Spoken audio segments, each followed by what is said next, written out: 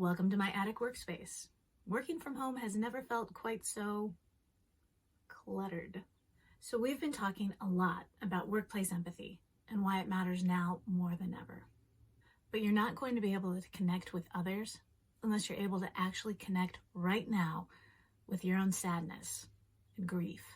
And that's really hard for high achievers because we're always pushing through and reframing setbacks as strategic pivots and thinking about the people that come behind us and the leadership that we need to project.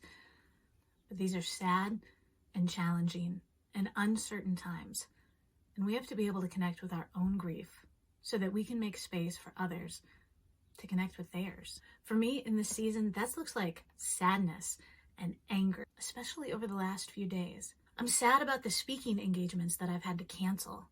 I'm sad about the conferences that aren't going to happen. I'm sad about my daughter's track season that's gotten canceled, especially after she's been working so hard.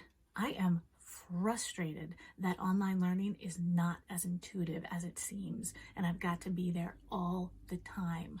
I'm anxious and worried about my relatives who are working in healthcare. And frankly, I'm sad that yesterday was my birthday. Orphaned grief is the sadness that we don't express.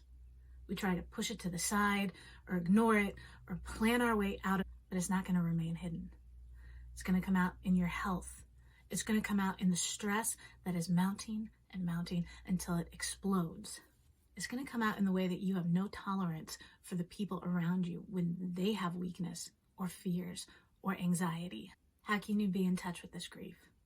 Especially if you've had long years of practiced hiding. I've connected to my grief on a yoga mat or taking a long walk. I've touched my grief through music that has really connected to my emotion. Talking with a trusted friend or a counselor can be especially helpful right now. And as someone who has benefited from counseling, there is no shame.